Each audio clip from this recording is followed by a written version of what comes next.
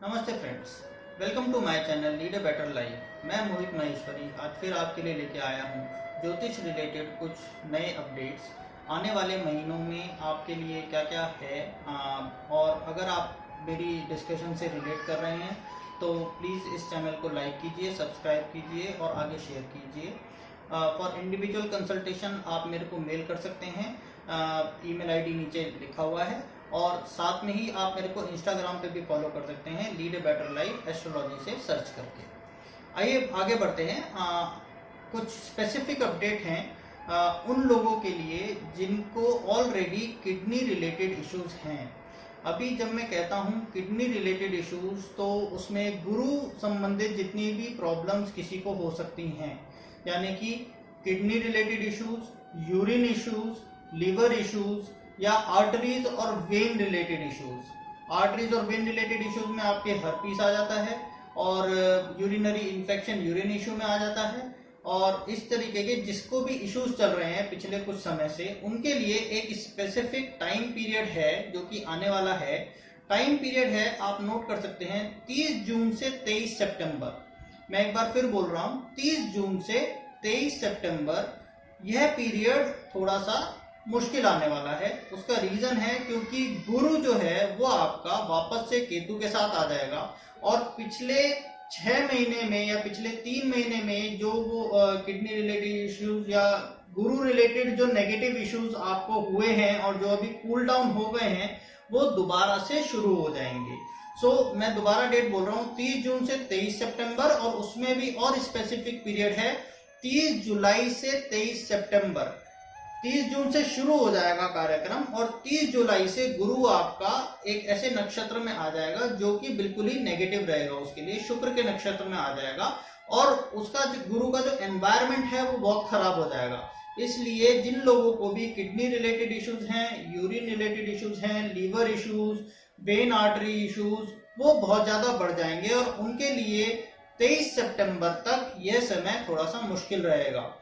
मेरी आपसे यही रिक्वेस्ट है कि अगर आपके परिवार में किसी को भी इस प्रकार के इश्यूज हैं तो थोड़ा सा आपको अलर्ट हो जाना चाहिए और प्रिकॉशनरी मेजर्स अभी से ही शुरू कर देने चाहिए। फॉर एग्जांपल, अगर किसी को किडनी रिलेटेड इश्यूज है और क्रिएटिन हाई चल रहा है तो आपको थोड़ा सा और उस पर ध्यान देने की जरूरत है, क्योंकि एक बार 30 जून शुरू हो जाएगा then it will be very difficult to manage.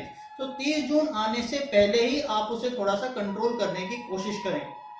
यदि आपके परिवार में किसी को इस प्रकार का इशू नहीं भी है और लेकिन आप किसी को जानते हैं जिसको ऐसा इशू है, तो आप उसे इंफॉर्मेशन के तौर पे भी ये बता सकते हैं कि भाई इस टाइम में थोड़ा सा सावधान रहने की आवश्यकता है, जिससे कि वो प्रिकॉशनरी हो जाए, क्योंकि इस तरीके की जो इश्यूज हैं ये बहुत सीरियस हो जाते हैं और लाइफ थ्रेटनिंग सिचुएशन भी आ जाती है। इसलिए प्लीज मेरा आपसे निवेदन है, जिसको भी इस प्रकार के इश्यूज हैं उन्हें थोड़ा सा सचेत करिए। 30 जून से 23 सितंबर, 30 जून से आपके इश्यू शुरू हो जाएंगे, 30 जुलाई से इंटेंसिफाई होने शुरू हो जाएंगे और 23 सितंबर तक कंटिन्यूअस रहेंगे। जब हम कहते हैं इश्यूज, इश्यूज के लिए आपके एस्ट्रोलॉजी में या मेडिकल इश्यूज के लिए एस्ट्रोलॉजी में हर प्रकार की रेमेडी अवेलेबल है। लेकिन वो जो रेमेडी होती है वो इंडिविजुअली बताई जा सकती है। जेनरिक लेवल पे आप वो रेमेडी नहीं बता सकते हैं, क्योंकि हर पर्सन का चार्ट अलग होता है, उसका लग्न अलग होता है। अब जब हम कहते हैं रेमेडीज, तो 3 प्रकार की रेमेडीज होती हैं। स्टोन्स के थ्रू, जैसे आपका पुखराज हो गया या हीरा हो गया, इस प्रकार के स्टोन से आपकी बीमारियों को कंट्रोल करा जा सकता है। पूजा के थ्रू या दान या डोनेशन के थ्रू। अब अगर आप ये सोचें कि रेमेडीज करेंगे तो दवाई नहीं लेनी पड़ेगी, ये तो पॉसिबल नहीं है। दवाइयाँ तो आपको लेनी ही पड़ेंगी, लेकिन हाँ ये हो सकता है कि दवाइयों के साथ अगर आप रेमेडीज करेंगे तो आपकी बीमारी जो है वो थोड़ा जल्दी कंट्रोल में आ जाएगी। उसके इफेक्ट्स जो है, बीमारी के जो प्रॉब्लम्स हैं वो आपके कम हो जाएंगे और आप उसे कंट्रोल करके अपना जीवन थोड़ा सा बेटर बना सकते हैं।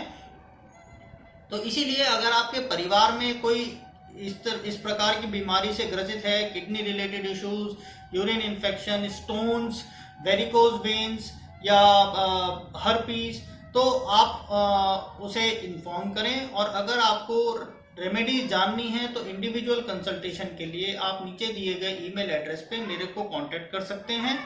अगर आप किसी की हेल्प भी करना चाहते हैं तो आप मेरा ईमेल एड्रेस दे दें, जिससे कि वो मेरे को कांटेक्ट कर ले और इंडिविजुअली मैं उसे कंसल्टेशन करके रेमेडीज बता दूंगा। थैंक यू वेरी मच, धन्यवाद।